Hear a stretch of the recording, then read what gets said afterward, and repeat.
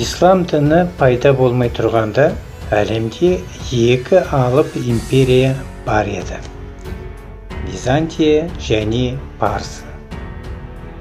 Олардың ортасында арабтар. Арабтар осы екі империяның шекарадағы жалшы жауынгерлері болды. Жауынгер халықты басқару қиын. Олар талай рет өз мемлекетін құрғысы келді.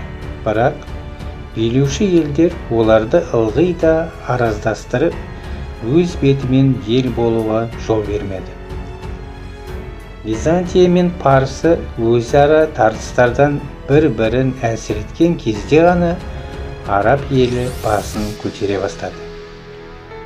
Бұл енді араб елінің тарихы және Мұхаммедтің араб елінің беделін әлемге әйгілі ету үшін сіңірген еңбегі.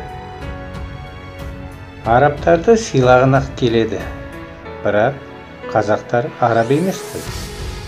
Олар да жауынгер халық болған. Олардың тарихы арабтардан кең, терең болған. Бірақ арабтар оларды жеңбесе де қулықпен бағындырды.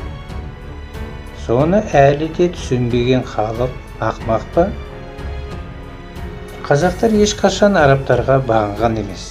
Бірақ бүгінгі қазақ ұрпақтары сол соғыста өздерін жеңілгендерін өз ерігімен мойындағысы келетіні, еркін намысты қазақтарды қарсы тұруға мәжбүрлейді.